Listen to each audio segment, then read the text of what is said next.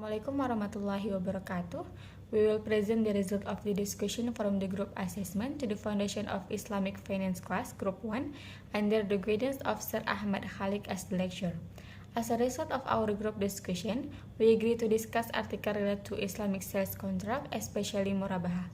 I'm Aizalfa. As the first speaker, I will explain the introduction and the table of content of this article. The topic that will be discussed are the issue of Murabahah financing possession. Islamic financial product must be ensured in their ownership because the problem of ownership is the most important thing in the Islamic sales contract. Secondly, we also discuss the issue of profit computation in Murabahah financing, especially about how to determine the level of profit in Sharia without the essence of riba and gharar. Next, this article also describes the chapter implementation strategy by Islamic Bank in Murabahah financing. As a complement, we discuss similarity and contradiction between three articles about Murabahah, and last we make a conclusion as the last point for this article. I am Ahmad Fitri Musa, method number 201789. I will continue with the possession in Murabahah financing. There are several steps upon the completion of Murabahah financing. First, the client and the institution will sign an overall master Murabahah financing agreement. Second, the client will order the bank to purchase the commodity. Third, the client will declare that he had purchased the commodity. Fourth, the payment of schedule will be set. And lastly, Murabahah contract complete. Other issues that could happen on possession of Murabahah financing are: first is the conventional role of agent and customer into a person. In this situation, fraud will tend to happen. Second is when subject matter is a non-differentiable commodity by its nature, like oil.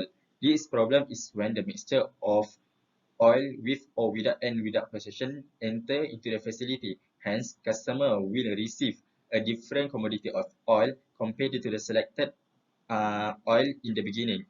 Hence, this transaction will be done according to the Sharia. My name is Muhammad Rifdi bin Muhammad Budiman. My metric number is 20123441. I will present about profit computation in Murabahah financing.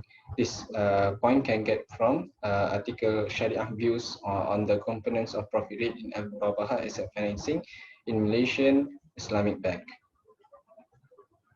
The component to determine profit rate is cost of fund, overhead cost, risk premium cost, and bank's profit margin. Malaysia's Islamic banks apply similar profit margin components. The study found that the Sharia accepts all the components with conditions.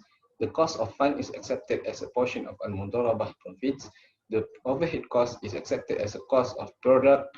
Risk premium cost consists of business risk, and mitigation risks are accepted through the concept of al-ta'awun, and bank's profit margin is accepted as right of bank after venturing in risky investment. Methodology and limitations of the article. This article does not provide the methodology of the study.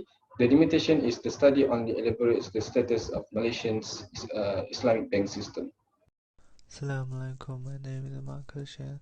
I introduce the problem of implementation strategy by Islamic banks in Murabahah financing. The first problem faced is creditable payments, which increase the cost to the defaulter but do not increase the bank's income and act as a deterrent to avoid deliberate default. Second, the use of interest-based indicators, which use such indicators as interbank offered rates and labor as operational imperatives, is permitted. Third, the process time on Murabahah some agreements or sales cannot be completed at the same time. The three articles share similar perception on Murabahah financing, with the several scholars at the first claiming that Murabahah is unclear and may contain elements of gharar or riba, and the method used by Islamic banks caused the debit to increase, but after explanation being made, it's clear that the Murabahah financing is a Sharia compliant product. There was a contradiction among Ali Sheikh article, where he stated that the most of Islamic banks have now given up or marginalized risk sharing and have turned to predominant mode of Murabahah that allows them to avoid the risk almost altogether and earn relatively high returns, while Mr. Piso's article state that the cost of premium of the cost of risk premium is a part of revolution in the financial management of credit risk designed to protect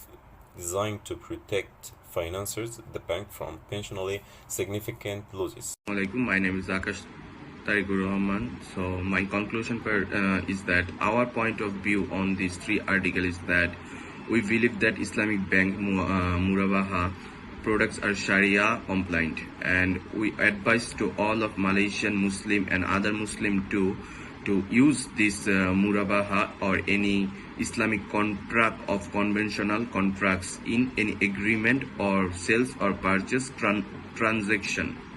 It is believed that Islamic sales contracts such as Murabahah financing need to be improved by the following rules of Sharia to increase a higher level of security and control.